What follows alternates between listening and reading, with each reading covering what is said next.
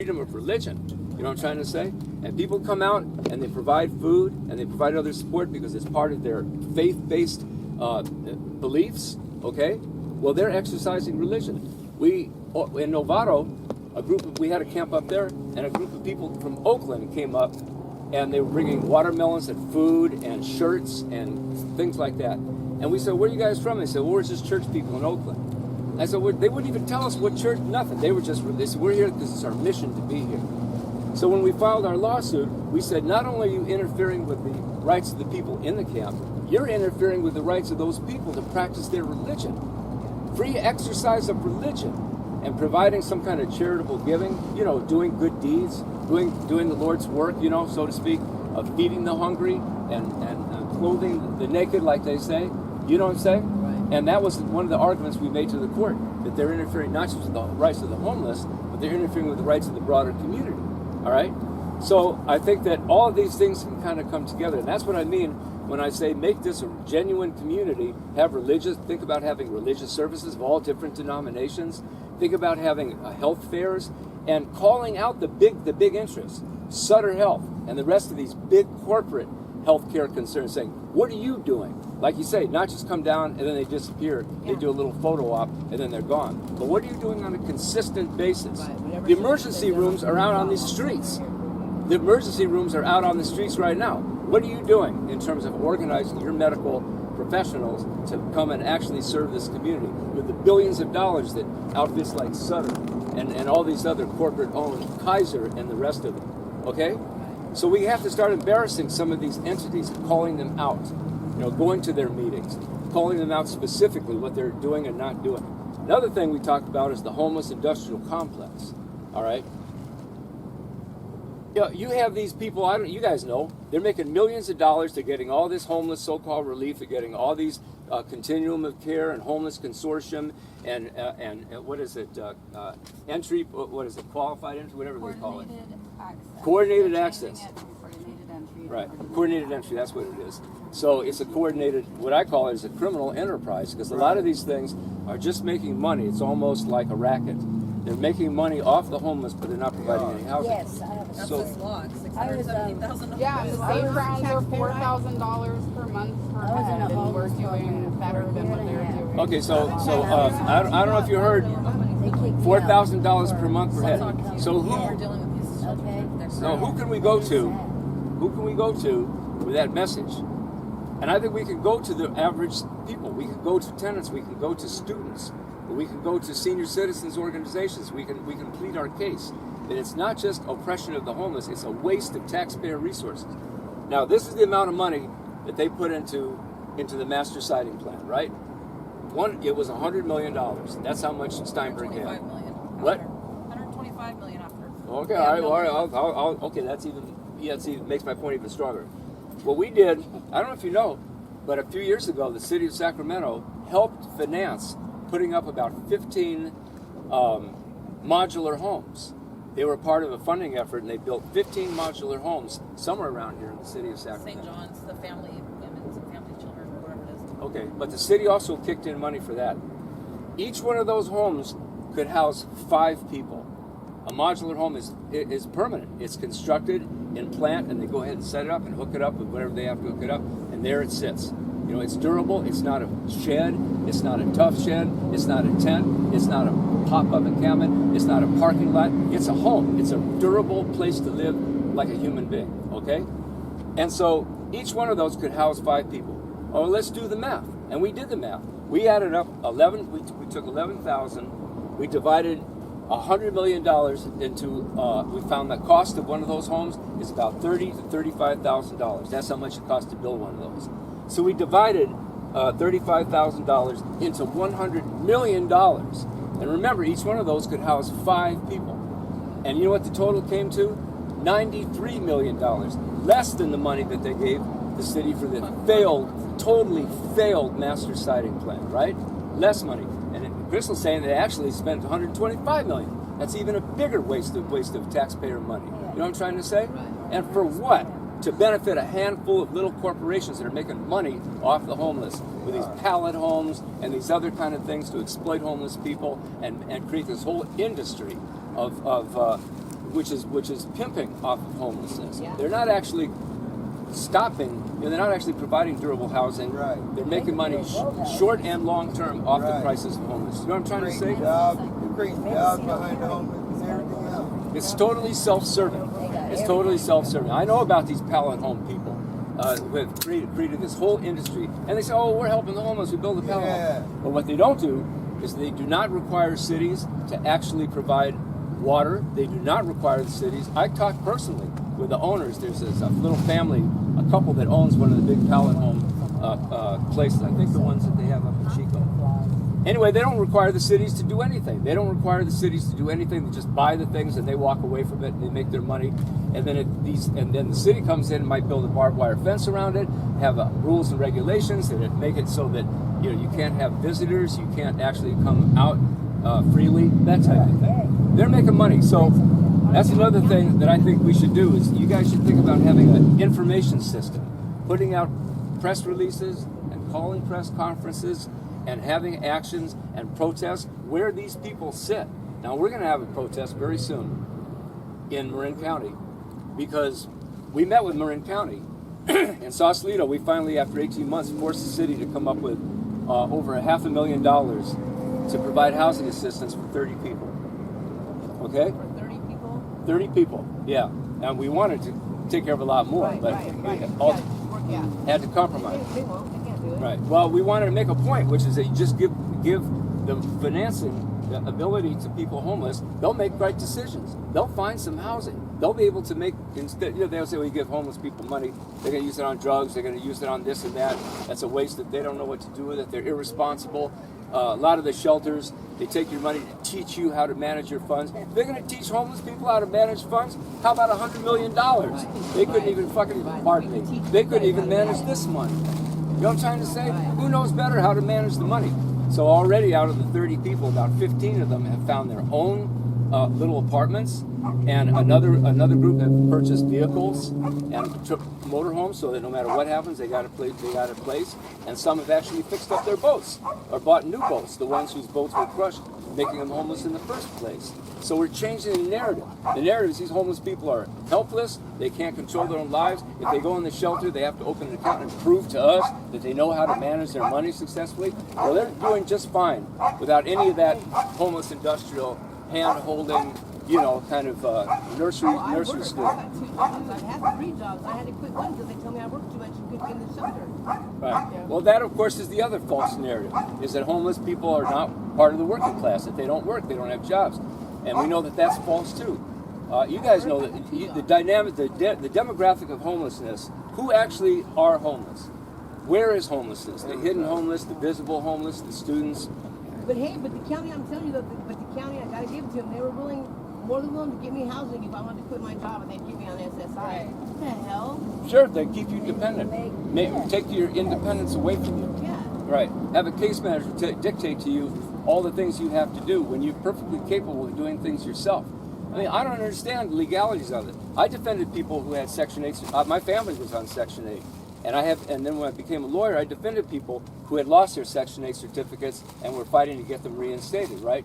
And I'll tell you right now, the question would be, why do I have to go through this middle person to get a benefit that I'm already legally entitled to? I got my Section 8 certificate. Why do I have to filter it through you? Right. Aren't I capable? What I want to have. You know what I used to do?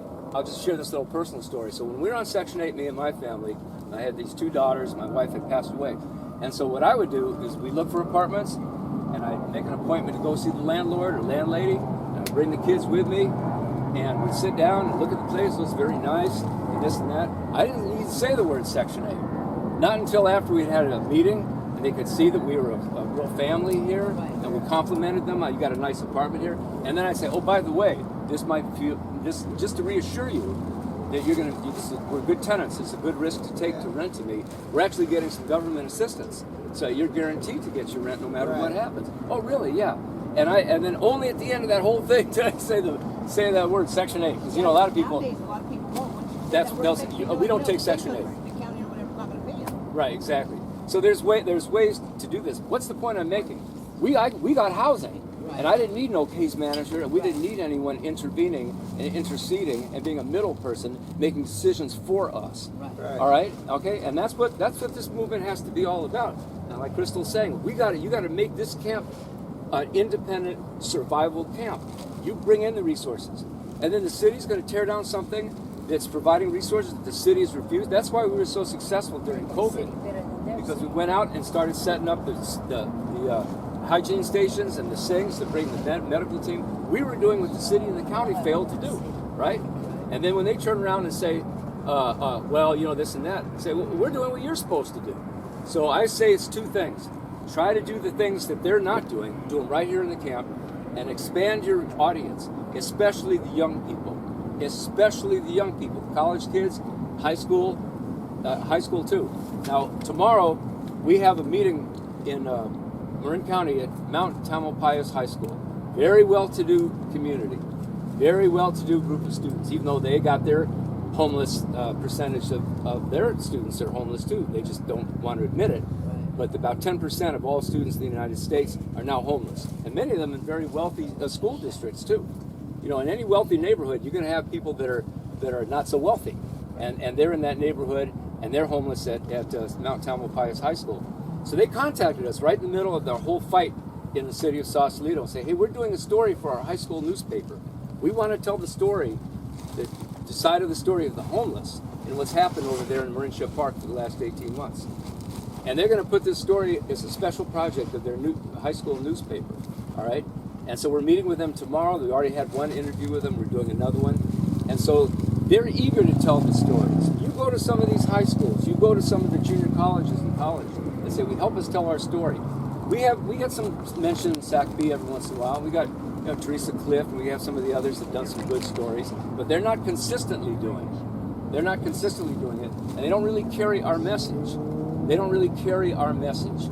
But I'm telling you that if you go reach out to high school, college, you're going to find homeless students, you're going to find journalists, and then reach out to the medical community, continue to reach out to them, so they in turn can put pressure on Kaiser, on Sutter, not just token, but an actual ongoing commitment to not just provide things, but to fight the city. You know, say, these people need housing. Do you know that in Hawaii, the guy who's the lieutenant governor of Hawaii now, who's a physician, he led the fight so that you could get a house as a prescription from a doctor. You guys heard about that? Prescription housing. This guy, when he was treating a lot of his patients, and they were all getting sick, and they were all homeless. And he'd say, well, obviously, I could give you some pills, and I could give you a shot, but the bottom line is, until you get a roof over your head, you're going to continue to be sick. So what he did is he actually wrote out a prescription, housing, and then they gave it to the Medi-Cal, people who supervise Medi-Cal and Medicaid in the state of Hawaii. And he became lieutenant governor on that issue. So the issue of medical care and housing are very much related, okay? You know what I'm trying to say? And the issue of education and housing are very related. With the kids, we say, it's hard to do your homework when you don't have a home. It's hard to do your homework when you don't have a home. You know, so we can provide some of that education. You guys should think about having classes, not just for yourselves, but for some of the students in the community. I guarantee you there's homeless kids over there in these high schools and junior high schools. You know what I'm trying to say? We got to think like this. We got to think like, how can we just break out much wider than we're breaking out? And at the same time, call, and I'm going to tell you one more community that needs to be called out. In all honesty, the legal community needs to be called out. They need to be called out. How many lawyers are here in the city of Sacramento? How many of them are willing to come to the defense of homeless people that are trying to survive and protect a camp? Exactly. Very few. And they need to be called out. I'm going to tell you guys what I'm doing right now. I'm trying to organize a meeting of all the attorneys in California who are members of the state bar. There's over 100,000 lawyers in the state of California. If only 500 of them write a letter that we want to call a special emergency state convention of the California bar, only 500 lawyers write a letter and say we want a conference on this issue, they have to schedule it. And I'm getting a lot of lawyers that I haven't really been paying a lot of attention to it. It won't be long before I have 500 lawyers who have signed off on that, and they'll have to call a meeting on the issue of the legal community and their responsibilities to people who are unhoused. I remember when the earthquakes happened during the 90s. Do you know that they assessed every lawyer in California $100 so that they could have lawyers come in and help these earthquake victims, and they deserved it, help these earthquake victims deal with FEMA? There were hardly any lawyers that were available to do that. And a lot of lawyers said, I'd like to do it, but I just don't have the resources to do it.